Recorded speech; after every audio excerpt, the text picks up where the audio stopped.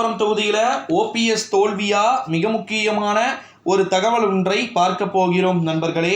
தகவலை பார்ப்பதற்கு முன்பு நம்முடைய சேனலுக்கு ஓகேங்களா, அதாவது தமிழக அரசியல் என்னும் சேனலுக்கு நீங்கள் கட்டாயமாக புதிய பார்வையாளர்களாக இருக்கிறதுக்கு வாய்ப்புகள் இருந்தீங்கன்னா மறக்காமல் நம்முடைய சேனலை சப்ஸ்கிரைப் பண்ணிக்கோங்க. வாங்க இப்போ வீடியோக்குள்ளே போடலாம். ராமநாதபுரம் தொகுதியில் பார்த்தீங்கன்னா ஒட்டுமொத்தமான இடங்களிலுமே பார்த்தீங்கன்னா தனிப்பட்ட முறையில் பிரச்சாரத்தை சூறாவளி பிரச்சாரம் ஆங்காங்கே பண்ணிட்டு இருந்தாலும் கூட இரவோடு இரவாக பல கோடிகளை இறக்கி அங்கு பன்னீரை வெற்றி பெறுவதற்கான அனைத்து விதமான வேலைகளுமே பார்த்தீங்கன்னா சிறப்பாக நடைபெற்று கொண்டிருப்பதாக தகவல்கள் அப்படின்றதும் ஒருபுறம் வெளியாகி இருக்கின்ற ஒரு நிலையிலே நண்பர்களே, ராமநாதபுரம் தொகுதியில் ஓ பன்னீர்செல்வம் வெற்றியா தோல்வியா அப்படின்றது அங்க இருக்கக்கூடிய புறக்காரணிகள் தீர்மானிக்க வாய்ப்பு மிகவும் அதிகம் என்று எதிர்பார்க்கப்படுகிறது.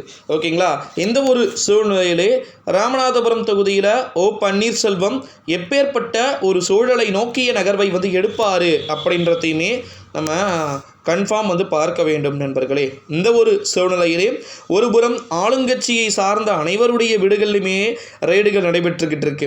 மோடி எவ்வளவு பணத்தை கொடுத்தாலும் சரி, எத்தனை இடங்களில் வாரி கொடுத்தாலும் சரி, நிச்சயமாக 100% பார்த்தீங்கன்னா ஓ பன்னீர்செல்வம் ஒரு வெற்றியை நோக்கிய நகர்வை எடுக்க வாய்ப்பு மிகவும் அதிகமாக ஏராளமாகவும் தாராளமாகவும் இருக்கிறது அப்படின்னே சொல்லிவிடலாம் நண்பர்களே.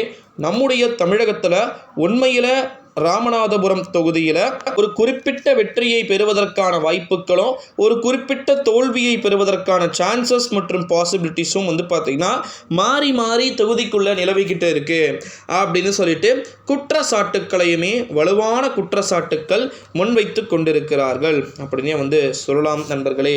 ஸோ ராமநாதபுரம் தொகுதி மக்களே, வாக்காளர்களே, ஓபிஎஸ்க்கு எப்படிப்பட்ட ராமநாதபுரம் தொகுதியில் கிட்டத்தட்ட இதுவரை இல்லாத அளவிற்கு ஒரு எழுச்சி அப்படின்றது ஓபிஎஸ்க்கு இருக்கு. அங்கு அண்ணன் அவர்கள் மட்டும்தான் வெற்றியை பெறுவார். வேறு எந்த விதமான ஒரு ஆண்மகனும் அங்கு ஜெயிக்க வாய்ப்பில்லை.